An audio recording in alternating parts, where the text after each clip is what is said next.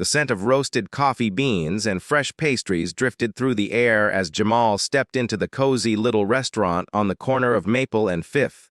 It was a place he had passed countless times before, the kind of spot where laughter floated between tables and couples lingered long after their plates were cleared. The sign outside read "The Willow Bistro," painted in elegant cursive on a green wooden board. To most, it was just another small-town café, the kind of place people visited to start their mornings or end their evenings. But to Jamal that morning, it felt like a step into something new. He had just finished an exhausting week at work, juggling long hours and low pay, and he decided to treat himself to breakfast somewhere nice, somewhere that made him feel like he belonged in a world that often told him otherwise. He wasn't rich, not yet. He worked as a junior technician at a construction firm, saving every penny to one day start his own business. But today, he wanted something simple, a meal, a moment of peace, maybe a reminder that he deserved nice things too. The restaurant was half full. Sunlight streamed through the large windows, glinting off polished tables. Families chatted. Spoons clinked against cups, and a faint tune played through the speakers. Jamal waited near the entrance, expecting the usual. A friendly greeting, a smile, perhaps a menu, but no one came. At first, he thought maybe they were busy. The servers moved quickly between tables, arms full of plates and coffee pots. He waited patiently, his hands clasped in front of him. A couple walked in behind him, a man in a business suit and a woman in a floral dress. Within seconds, a waitress appeared, all smiles and warmth, escorting them to a table by the window. Jamal hesitated.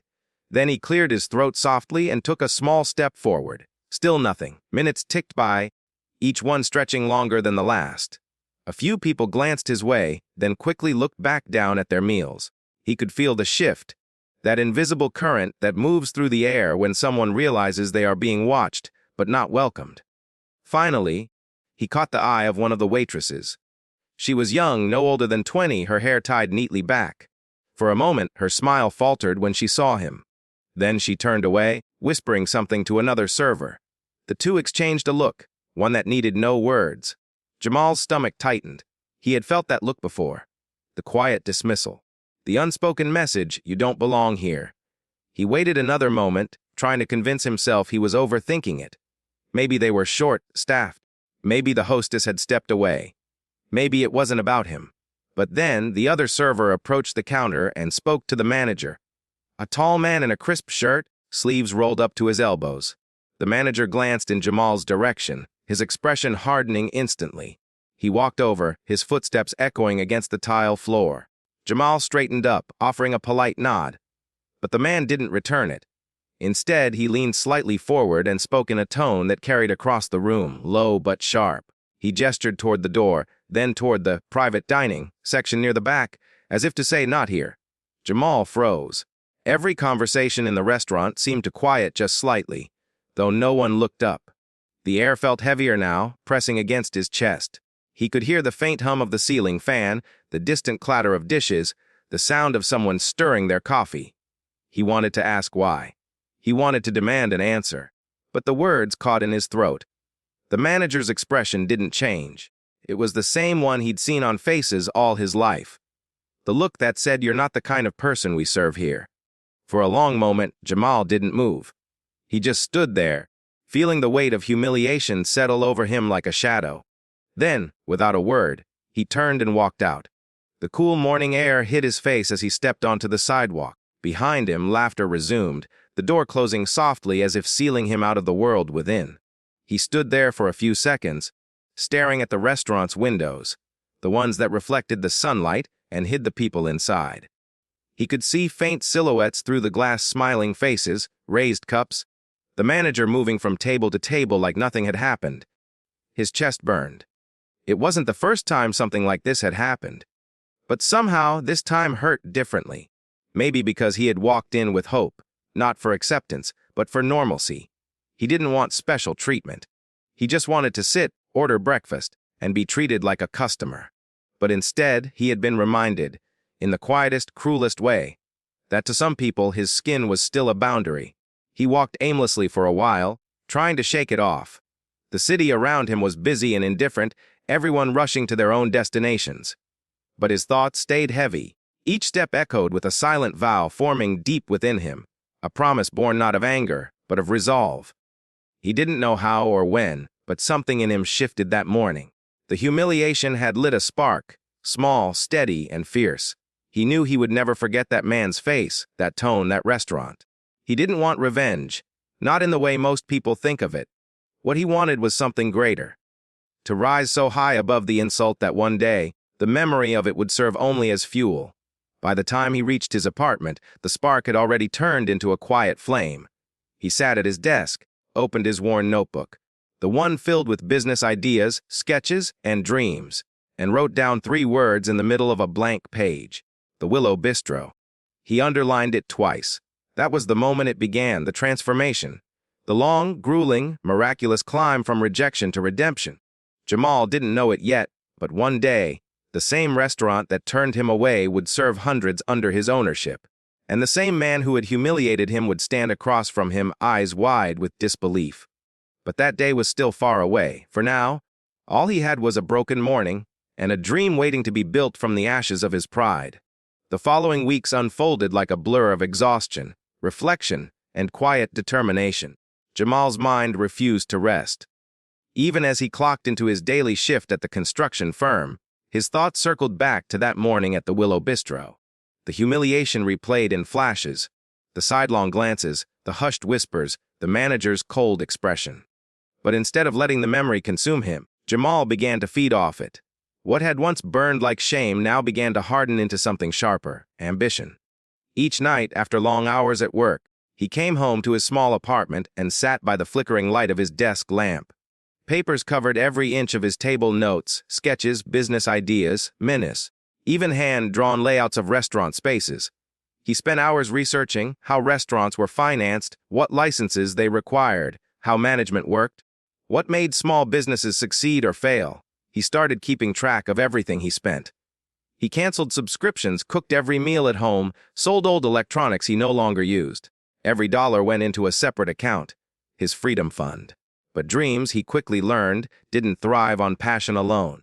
They required capital, the one thing he didn't have enough of. At first, Jamal thought about applying for a business loan.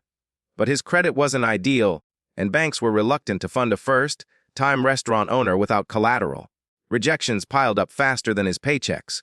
Each letter, each denial, reminded him of how difficult it would be to change the course of his life. Still, he didn't stop. He picked up extra shifts, worked weekends, helped neighbors fix leaky roofs or broken fences for small cash jobs. Some nights, he barely slept, his muscles aching and his eyes red, but his vision stayed clear. He didn't just want to open a restaurant. He wanted to own that restaurant. He wanted to rewrite the story that had started inside the Willow Bistro. Months passed, then a year.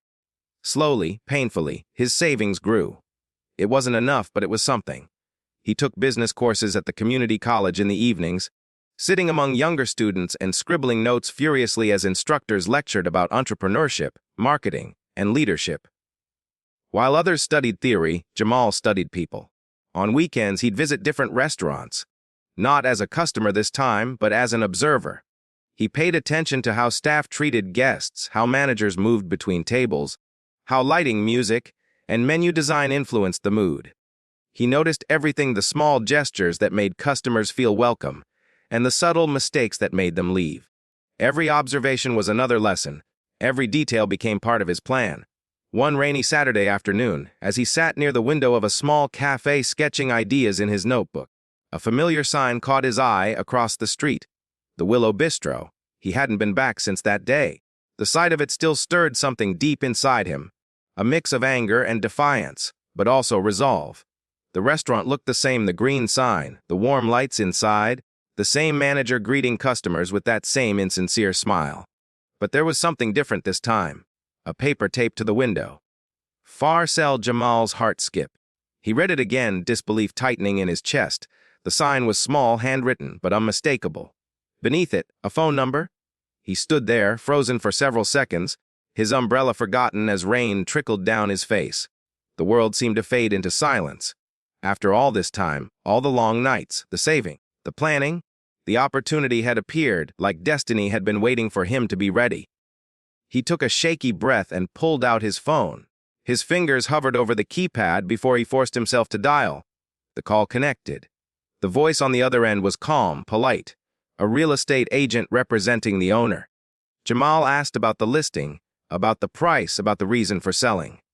The agent explained that business had been declining for months, that the owner was looking to retire, and that they were seeking buyers who could take over quickly. The asking price was steep, more than Jamal had saved even after all his sacrifices. But instead of discouraging him, it ignited something deeper. He didn't hang up, he asked questions. He scheduled a meeting. He took notes on what he'd need to qualify. Investors, documents, a proposal. The agent seemed skeptical but intrigued. When the call ended, Jamal sat motionless for a long while, the sound of rain drumming softly against the window. His reflection stared back at him, tired eyes, worn face, but a fire burning behind both. For the first time, the dream didn't feel impossible. It felt close. That night, Jamal barely slept. He pulled out his old notebook and began writing down names of people who might invest. Old colleagues, small business owners he'd met in class, even his boss at the construction company. He wrote out a full plan, a community-based restaurant that celebrated diversity, serving dishes from around the world. A place where everyone, regardless of color or background, felt welcome. A place that stood for everything the Willow Bistro once denied him. The next morning, he woke up before dawn, put on his best shirt, and went to meet the agent. The cafe where they met was quiet, but Jamal's pulse thundered in his ears. The agent reviewed his proposal carefully, nodding at his preparation but frowning at his lack of capital. "It's a strong vision," she said, "but you'll need backing." Jamal nodded, determined. "Then I'll find it." And he did. It took 6 grueling months, countless rejections, endless meetings, and a few lucky breaks. But eventually, one of his old college professors, impressed by his drive and planning, agreed to become a partial investor. Another small investor followed, then another. Piece by piece, the puzzle came together. And one day, Jamal walked into the bank, not as a desperate man seeking help, but as a business owner closing a deal. The final paperwork was signed under the same green sign that had once loomed over him in shame. By the time the keys were handed to him, the sun had already set. Jamal stood outside the Willow Bistro, holding them in his hand, small, cold, metallic symbols of victory. The street light above flickered softly as he stared at the door that once shut him out. He took a deep breath and stepped inside. The air smelled faintly of coffee and memory. The tables were empty now. The walls still carried traces of laughter and prejudice. But everything had changed, because for the first time, he wasn't a customer. He was the owner. The first time Jamal unlocked the door to the Willow Bistro as its new owner, the sound of the latch clicking open felt like thunder. A sound of liberation that echoed through his soul. The restaurant was empty, quiet, and cold. Dust hung in the air like ghosts of old memories. Every chair, every wall, every inch of the place held a story, and some of those stories still stung. He walked slowly across the floor. Letting his fingers trace the tables that had once been filled with laughter he wasn't allowed to share. In one corner, near the window, he could still see it, the space where he had stood, waiting to be seated, ignored as if invisible. That memory had burned itself into his mind like a scar, but today, it was something else. Today, it was proof of how far he'd come. Still, owning the restaurant didn't mean the battle was over. In fact, it was only beginning. The building was in worse shape than he expected. The paint was peeling, the plumbing was failing, and the kitchen equipment was outdated. The business accounts were messy, the menu uninspired, and the reputation tainted by years of quiet prejudice that had gone unnoticed by those who benefited from it. Jamal spent the first few weeks working from dawn to midnight, cleaning, repairing, and rebuilding piece by piece. There were moments when exhaustion nearly broke him. When bills piled up, contractors delayed their work, and doubts whispered that he was in over his head.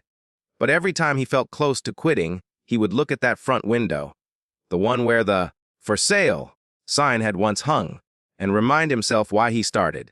He didn't buy this place for revenge. He bought it for redemption. For every person who had ever been told they didn't belong. For every person who had ever been refused service, respect, or opportunity because of the color of their skin. He decided early on that the Willow Bistro would not just reopen, it would be reborn.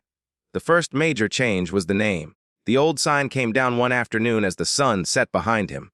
Jamal stood on a ladder, his hand steady, his chest full of emotion as he peeled away the last letters. Beneath it, a new sign gleamed in fresh paint and bold lettering, the common table. The name represented everything he wanted the restaurant to stand for: unity, inclusion, equality. A place where everyone, from every walk of life, could share a meal and feel valued. Next came the staff. Jamal refused to hire based on the same narrow filters that had once excluded him. Instead, he built a team that mirrored the diversity of the community. Young people, immigrants, single mothers, anyone who needed a second chance. He trained them not just in service, but in empathy. He wanted kindness to be the restaurant's foundation. When he held the first staff meeting, he spoke from the heart, not about profits or prestige, but about purpose, about why this place existed and who it was meant for. The energy began to shift almost immediately. The restaurant that had once been cold and unwelcoming slowly filled with life. Walls were painted in warm earth tones. Local artists hung their paintings on the walls. The menu was rewritten, no longer a generic list of dishes, but a blend of flavors from all cultures: Southern comfort beside Mediterranean classics, Caribbean spices next to Asian fusion. Each dish told a story, and slowly, people began to notice. At first, it was just curious passersby, drawn by the new look and the fresh smell of food that carried down the block. Then came the locals, families who had once avoided the old Willow Bistro because of its reputation. They came cautiously at first, uncertain what to expect. But they left smiling. The common table became more than a restaurant. It became a symbol. A gathering place where stories were shared, friendships formed, and hearts healed. One evening, as Jamal watched from behind the counter, he noticed a table near the window, the same window that had once reflected his humiliation. Now, two young boys sat there laughing, one with skin as dark as his, the other fair, both sharing a plate of fries and milkshakes. Their parents, seated nearby, chatted like old friends. It hit him then. This was the future he had always dreamed of. Not revenge, not recognition. Just equality in its purest form, unforced, natural, human. But even as the common table flourished, whispers began to circulate around town. Some people didn't like the change. Some old customers missed the exclusivity they once enjoyed. They muttered things under their breath about new management and different kinds of people coming in. Jamal ignored them at first. He focused on growth, on expanding the menu, on hosting community events and charity dinners. But beneath the surface, tension was brewing. One day, an envelope arrived at the restaurant. No return address, just his name typed neatly on the front. Inside was a single sheet of paper. It read, "You don't belong here. You're ruining what this place was." There was no signature. Jamal sat in his office, the note crumpled in his hand. The old feelings tried to creep back: anger, pain, the familiar ache of rejection. But this time, he refused to let them win. He pinned the note to his bulletin board right above his desk. Not as a reminder of hate, but as a symbol of how far hate could no longer reach him. A few days later, another surprise came, one that would change everything. The restaurant's front door opened one afternoon, and Jamal looked up from his paperwork to see a face he never thought he'd see again. The man who had refused to serve him. The former manager of the Willow Bistro stood there, looking older, thinner, and lost. Their eyes met across the room. The air seemed to freeze. The past and the present collided in a single, breathless moment. The afternoon sun filtered through the glass windows of the common table, casting golden light across the floorboards as the door slowly closed behind the man who had once humiliated Jamal. The years had changed him. His once proud posture was gone, replaced by the weary slump of someone beaten down by time and regret. His neatly combed hair had thinned. His once crisp clothes hung loosely, and the confidence that used to radiate from him had vanished entirely. It took Jamal a moment to process the sight. There he stood, the man who had turned him away, who had made him feel small in front of strangers, who had dismissed his very existence as unworthy of service. Now, he looked like a man stripped of power, of pride, of the privilege that once made him feel untouchable. The restaurant had gone quiet. The chatter of customers dimmed into a curious hush as the man stepped further inside, glancing around nervously. He seemed almost unsure of himself, like a stranger walking through a world he no longer belonged to. Jamal's heart pounded, not from anger. That fire had long burned out, but from something heavier, deeper. He had imagined this moment countless times. In those old daydreams, it had been a scene of poetic justice. The man on his knees, begging for forgiveness, and Jamal triumphant. But standing here now, reality felt different. The man approached the counter, clearing his throat awkwardly. His eyes flicked toward the new sign, the new DA Corps. The smiling staff that reflected the diversity he had once turned away. There was a strange look in his eyes, part disbelief, part recognition. He opened his mouth as if to speak, then stopped. His voice cracked when he finally managed to say something, but Jamal didn't reply. He didn't need to. The silence between them said enough. Instead, Jamal simply gestured toward a table near the window. That table, the one where it had all started. The irony was too sharp to ignore. The man hesitated but obeyed, sitting down slowly. Jamal approached, calm and composed, and placed a glass of water before him. Their eyes met again. One filled with remorse, the other with quiet power. It was only then that Jamal noticed the man's trembling hands. He wasn't there to gloat, nor to demand forgiveness. He was there because life had humbled him. And Jamal, though he didn't yet know the details, could sense it, the fall from grace, the kind of downfall that strips a person down to their humanity. Later, when the man finally found his words, the story began to unfold, haltingly, painfully, full of the kind of regret that only comes when it's far too late. After Jamal's incident years ago, the restaurant's reputation had begun to soar. Word spread quietly but steadily. Whispers of unfair treatment, of unspoken biases. Then came online reviews, community boycotts, and lawsuits. One by one, the loyal customers dwindled until there was nothing left but empty tables and unpaid bills. The man had tried to keep the place alive, but the town had changed. And he hadn't. His old way of running things, once accepted without question, became the reason for his ruin. He lost the restaurant, then his savings, then eventually his home. By the time he finished speaking, his voice had broken completely. He sat slumped in the chair, defeated, staring down at his hands. Jamal said nothing. He didn't need to. His silence was more powerful than any lecture could ever be. For a long moment, they just sat there, the past and present colliding in a quiet reckoning. The man who had once refused service now sat at the mercy of the man he had wronged. Finally, the man looked up, his eyes glassy. He asked if there was any work available. Even washing dishes, anything to keep him afloat. Jamal's stomach tightened. Life had truly come full circle. He could have said no. He could have turned the man away, just as he once had been turned away. The temptation lingered for a heartbeat, to let karma finish its work completely. But then Jamal looked around the common table.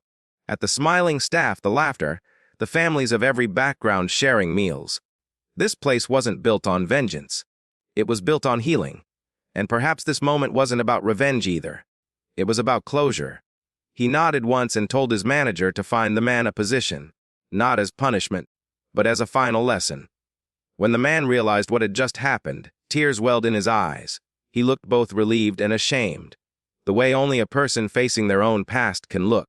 As days turned into weeks, the man started working quietly in the back of the restaurant. He washed dishes, scrubbed floors, and stayed out of sight. The other employees didn't recognize him, but Jamal did. Every time he passed the kitchen, every time he heard the sound of dishes clinking against metal sinks. And strangely, each time he saw him, the weight on Jamal's chest felt lighter. It wasn't forgiveness, not exactly. It was peace. One evening, as Jamal stood near the doorway watching customers dine, he caught sight of the man standing near the back, wiping his hands on a towel. For a brief second, their eyes met, and the man nodded, not with pride or expectation, but with quiet acknowledgement. It was as if both finally understood that this, the balance, the reversal, the humility, was how things were meant to be. That night, Jamal stayed late after closing. The lights were dim, the air quiet except for the hum of the refrigerator. He sat at one of the tables and let himself breathe. The journey from humiliation to ownership had been long, brutal, and transformative. He had built something beautiful from the ashes of pain. But just as he began to feel a sense of calm settle in, a new letter arrived, slipped under the door sometime during the night. It was written in the same blocky type as the first anonymous note, but this one didn't threaten him. It simply read, "I was wrong about you. Thank you for showing me what humanity really looks like." No signature. But Jamal didn't need one. He knew exactly who it was from. He folded the note gently, placed it beside the register, and turned off the lights. For the first time in years, the night didn't feel heavy. It felt earned. Months passed, and the common table thrived like never before. What had once been a space tainted by prejudice was now alive with color, warmth, and community. Families from every background filled its seats daily, drawn not only by the delicious food, but by the feeling of belonging that radiated from every corner. Jamal had achieved something greater than revenge. He had rewritten a place's history. Every morning he would walk through the doors with quiet pride, greeting staff and guests as the aroma of freshly baked bread filled the air. He had learned the business from the ground up, from managing supplies to designing menus that reflected the diversity of the city. The restaurant became more than a symbol of justice. It became a story of transformation, one told in every satisfied smile and every shared meal. But while the restaurant flourished, Jamal noticed something unexpected. The man who had once been the source of his greatest humiliation, now working quietly in the kitchen, was changing too. Day after day, Jamal watched him from afar. The bitterness that had once defined the man seemed to fade with each passing week. He came in early, worked hard, and never complained. Sometimes, Jamal caught him smiling faintly at the laughter that filled the dining room, as if realizing what he had once destroyed. The other employees, unaware of his past, respected him for his humility. He never sought praise, never drew attention to himself. But the quiet remorse in his eyes told a story of its own. It wasn't long before Jamal heard whispers among the staff. How the man often stayed late, cleaning long after closing, or how he offered to train new workers without being asked. Some even said he had stopped by the nearby community center, volunteering his time to help with their free meal program. Jamal didn't know if it was guilt or redemption that drove him. Maybe both. One afternoon, Jamal sat in his office reviewing the restaurant's finances when a knock came at the door. It was his assistant holding a letter. She said it had been dropped off by the man who worked in the kitchen, the one Jamal had once known as his tormentor. Jamal opened it carefully. Inside was a handwritten note, shaky but sincere. It said, "I don't expect forgiveness, but I wanted you to know that I'm grateful you gave me a chance to face what I became. You built something beautiful out of what I ruined. I hope one day, when people hear your story, they remember not the hate that started it, but the grace that ended it." Jamal sat in silence after reading those words. They hit deeper than any apology could. It wasn't an attempt to erase the past. It was a recognition of it, and of the power that came from rising above it. He placed the letter in his desk drawer, right beside the anonymous note he'd received weeks earlier. Two pieces of paper, both carrying the weight of transformation. As days went by, Jamal's story began to spread beyond his city. Local newspapers picked it up first, headlines calling him the man who bought his own redemption. Then national media followed. Reporters came to interview him, asking how it felt to turn pain into purpose. But Jamal never spoke of vengeance or triumph. He spoke of growth, of change, of the need for empathy in places where it had been forgotten. His words resonated far beyond the walls of the restaurant. Soon, schools began inviting him to speak to their students. He would tell them about the day he was refused service, and about the day he returned not to retaliate, but to rebuild. He spoke about resilience, but also about forgiveness. And each time he told the story, he could see in their eyes that they understood something profound. That justice doesn't always roar, sometimes it heals. Then, one rainy evening, as Jamal was locking up, he noticed the man standing by the door. His clothes were damp, his eyes tired, but his expression calm. He said he was leaving the city, moving closer to his family, starting fresh. Jamal didn't stop him. He simply nodded and watched as the man walked out into the rain. A quiet figure fading into the mist, carrying the lessons of a lifetime. The next morning, the kitchen felt different, quieter. The absence was felt by everyone, even those who hadn't known his story. But on his workstation, neatly folded, lay his apron, and tucked beneath it, a small envelope with Jamal's name. Inside was a single dollar bill and a note that read, "For the glass of water I never let you have." Jamal held the dollar in his hand for a long time, staring at it until his eyes blurred. It wasn't money, it was closure. That night, he framed the bill and hung it near the entrance, beside the restaurant's mission statement. Everyone deserves a seat at the table. People asked about it often, and Jamal would simply smile and say it was a reminder, not of what he endured, but of what he overcame. Over time, the common table expanded. A second location opened in another city, then a third. Each one carried the same message, the same heart.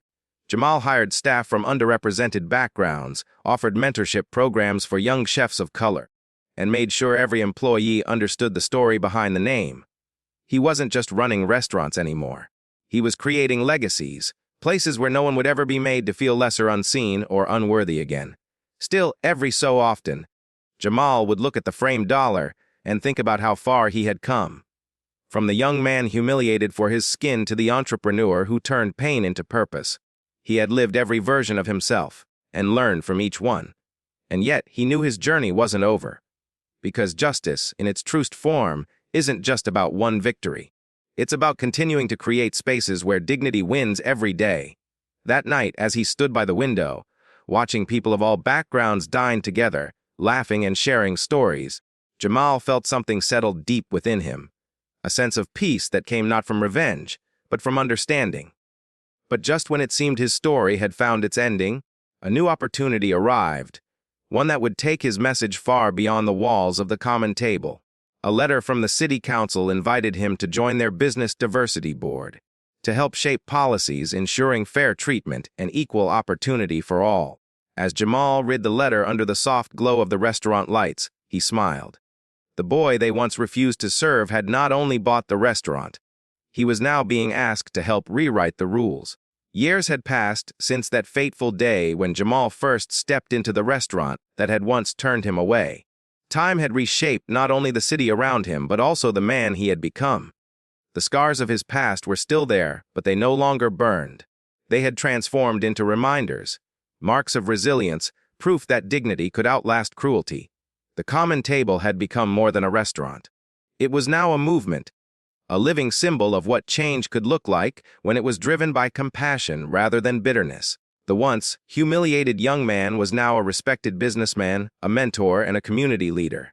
His name had become synonymous with perseverance, with grace, with transformation. The story of his journey, from discrimination to redemption, was told in newspapers, documentaries, and classrooms. Young people wrote to him from around the world, sharing their own stories of prejudice and hope. His inbox overflowed with messages from strangers who said his courage had inspired them to stand tall in the face of hate. Yet, amid all the praise, Jamal remained grounded. He still visited each restaurant location personally, shaking hands with customers, learning the names of his staff, and sitting quietly at the corner tables to observe. He wanted every guest to feel seen, something he had been denied once. It was during one of those quiet evenings that Jamal received a letter unlike any other.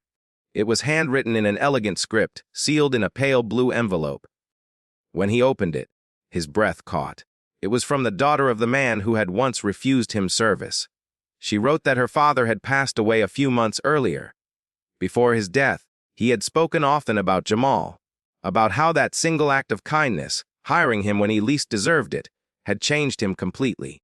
She said he had spent his final years volunteering at local shelters, helping young people struggling to find work, and using his own story as a lesson in humility and change. At the end of her letter, she thanked Jamal. "You didn't just change his life," she wrote. "You changed mine too. You showed him that redemption was possible, and through him, I learned that love can grow even where hate once lived." Jamal sat in silence for a long while after reading those words. The restaurant around him hummed softly with life. The clinking of dishes, the low laughter of diners, the comforting aroma of food. And for the first time, he truly felt the full weight of what he had built. He thought about the young man he had once been, the one who walked into a restaurant with hope and walked out humiliated. He thought about the anger, the pain, and the long road to this moment. And then he thought about the man who had caused that pain, and how both of them, in their own ways, had been transformed by what followed. It wasn't revenge that had brought peace. It was grace. It was the courage to rise above what tried to break him. The next morning, Jamal visited the small community center downtown, the same one that now bore his name. Inside, the walls were covered with photos of smiling faces, volunteers serving meals, children learning to cook, and families gathered at long tables that looked much like the ones in his restaurants. He walked to the front, where a plaque hung on the wall, in honor of those who believed change was impossible, until they made it happen. Jamal smiled faintly. He spent the rest of the morning speaking with young people who reminded him so much of his younger self, full of dreams, but often doubted by others because of how they looked or where they came from. He told them his story not as a tale of success, but as proof that worth isn't defined by others' ignorance. That evening, Jamal returned to the common table. The lights were warm, the place alive with laughter.